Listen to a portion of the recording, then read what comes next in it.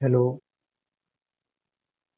hello. So nowadays it's election time, so I would be talking about some important terms related to elections. There are political parties, various kind of political parties in India, but majorly Election Commission of India. There are categorization between the two, like there is registered party, then comes to the recognized party. After fulfilling some conditions, a registered party becomes the recognized party, and recognition of a party is held on two levels, that is, first is state level recognized political party, and second one, after fulfilling some certain criteria, that state recognized political party becomes the central or the national level political party. So there are many registered political parties, and you know who is the which one is the registered political party in India. It has uh, it has no liability to ask the income tax. So it is easier to make your black money to, if you have black money, so you could donate it to the registered political party. So there would be no income tax foundations there. So most of the political party do this kind of work. They don't contest elections. They just do their registration only for the to avoid taxation. Only about one third of the registered political parties contest elections. So for a recognized political party, first that party should be registered political party. And if a registered political party does not participate in elections for more than 10 years, then Election Commission of India can delist that particular political party. But when it comes to the deregistration, it is on the basis of like some specific or what we call some extreme cases should be there. Then only Election Commission of India deregistered a political party. When it comes to the unrecognition of a political party,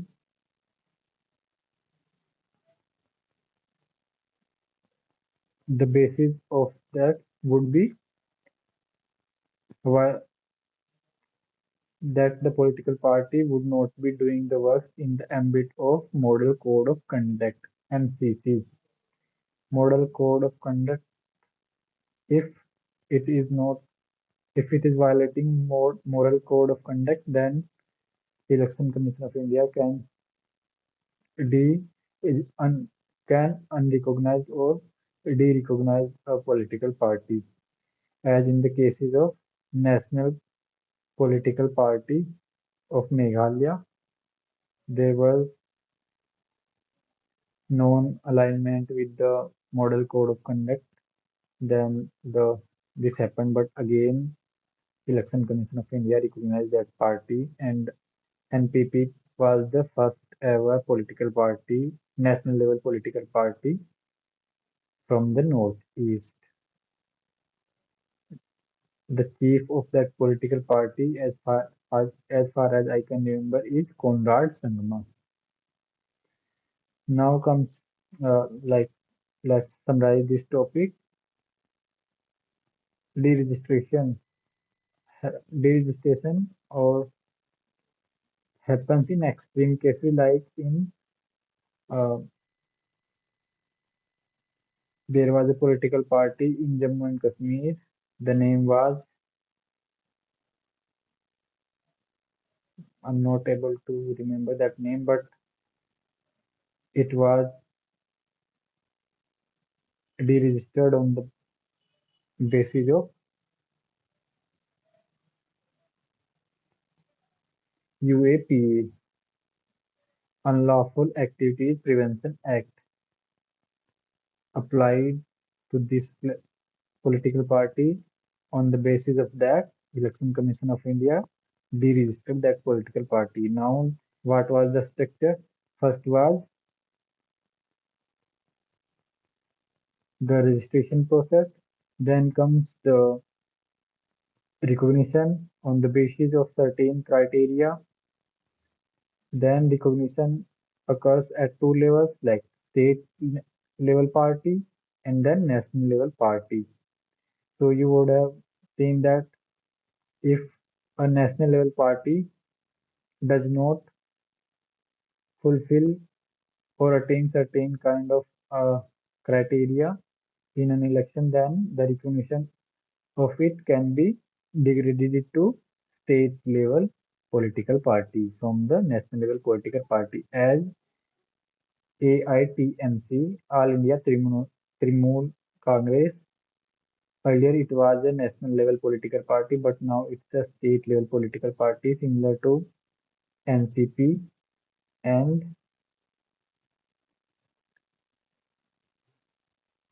there was another political party. So these three were national level political party, but due to not fulfilling certain criteria, these their status have been degraded to state level political party.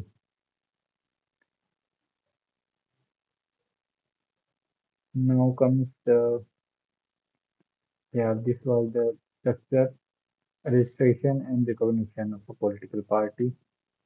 Now comes the PMLA Act, Prevention of Money Laundering Act 2002.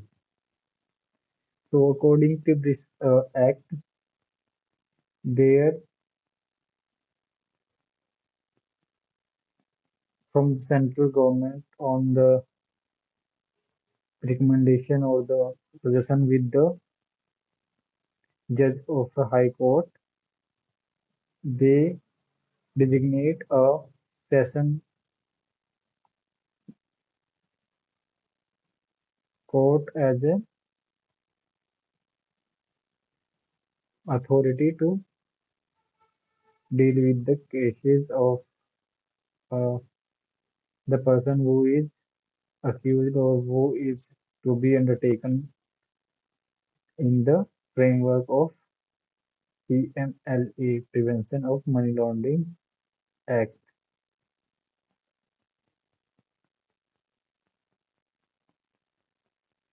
So in this way, what we have to do, how it is different from the other courses of trial. In this, the accused himself have liability to prove himself or herself innocent. So there is only two ways to get bail in this. That first condition is you should prima facie, you should convince the judge that you are innocent, and second one is that you would ensure or make sure that judge should be made sure that you would not do that again in future. So these two conditions, if would be fulfilled, then only you would get the bail from the authority or this judge.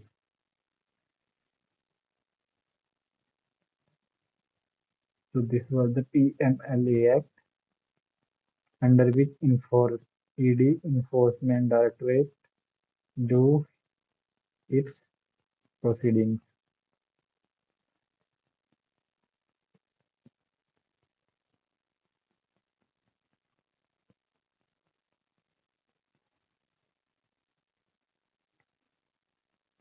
The third news is regarding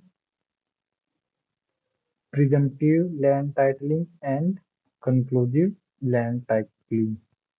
So, hello, Vicky.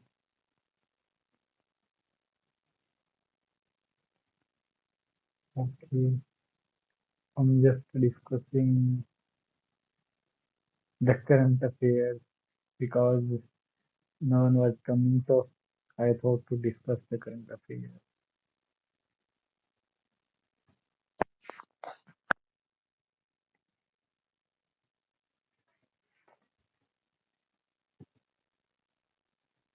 I'm talking alone.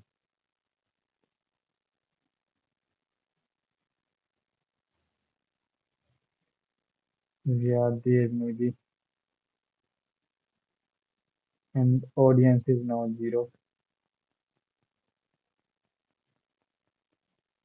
Yeah, we were talking about, but okay, you are not.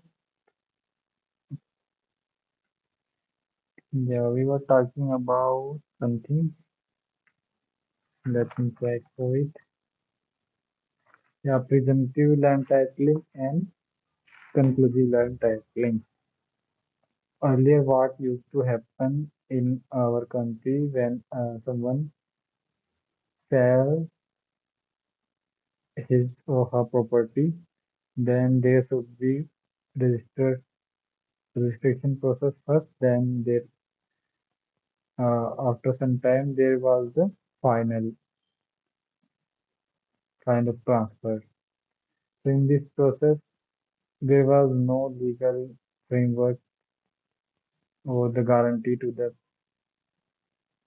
buyer of that particular land.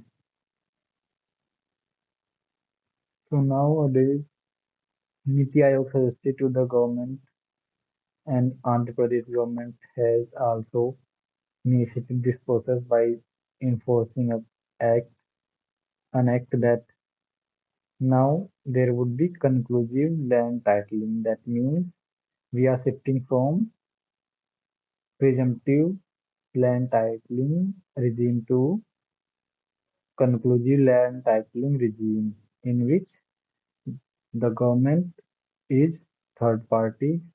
What would happen if we are selling a land to, let's consider farming land to a person?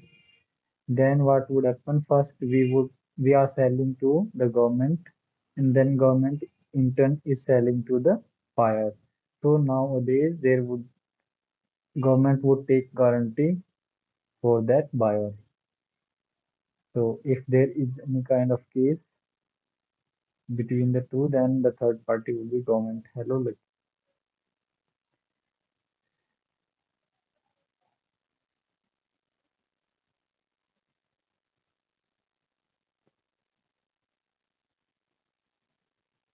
would you like to join?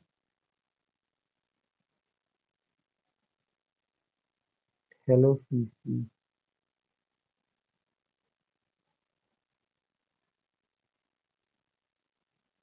Or you could take my interview as I'm also trying to discuss the topic alone here.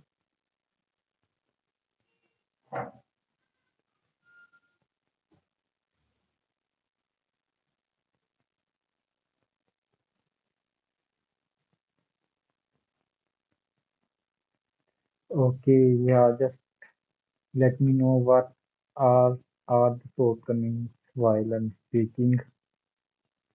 Is it clear now?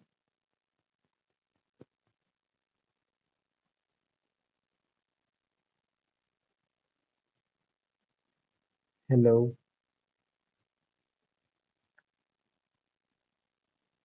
is it clear now?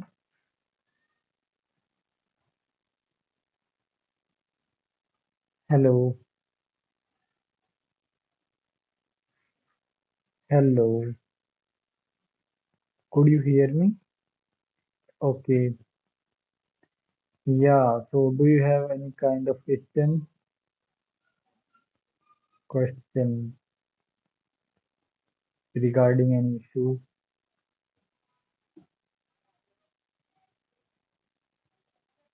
or you have seen any question that is to you, difficult for you to answer.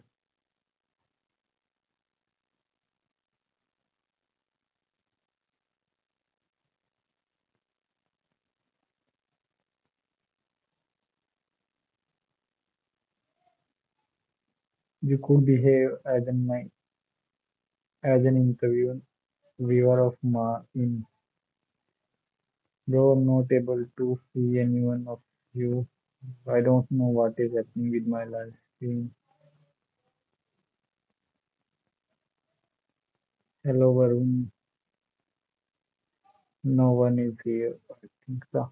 Yeah, the third topic was of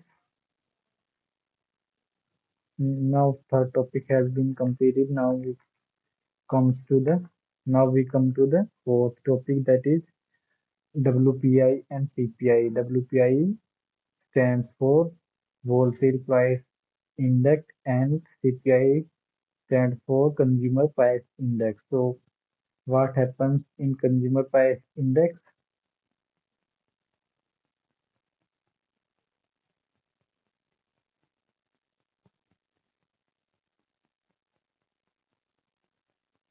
Should I speak in Hindi? What is that? In Consumer Price Index, it released by okay. Let wait a sec. I was thinking you are not there. Coming back.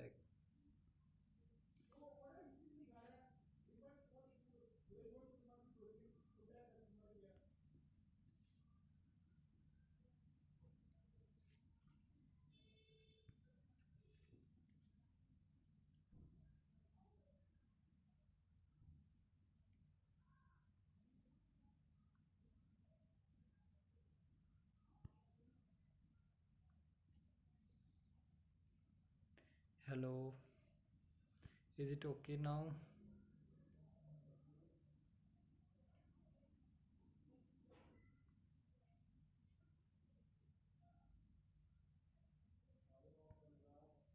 I don't know what is happening here.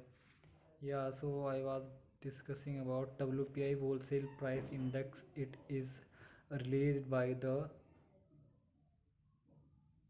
Economical Advisor of India, that is from the Ministry of Commerce and Industry, and it contains larger amounts of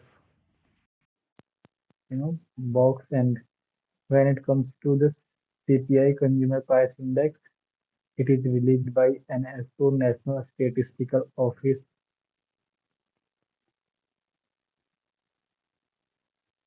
So it was the major difference between the two. And the next one is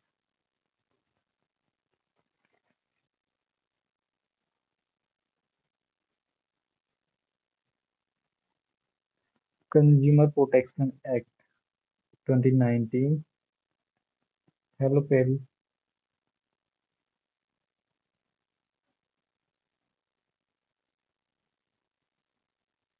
Would you like to join? Yeah, now we were discussing about the Consumer Protection Act. It was came in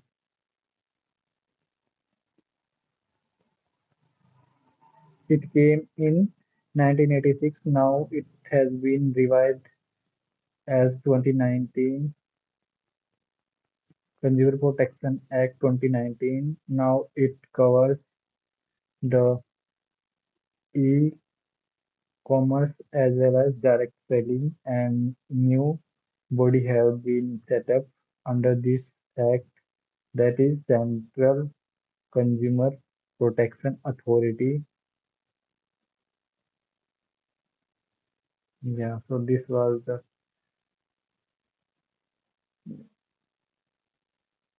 Daily current affairs that should be analyzed.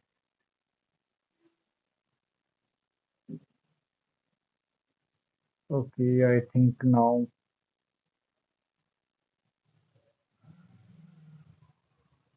I should close.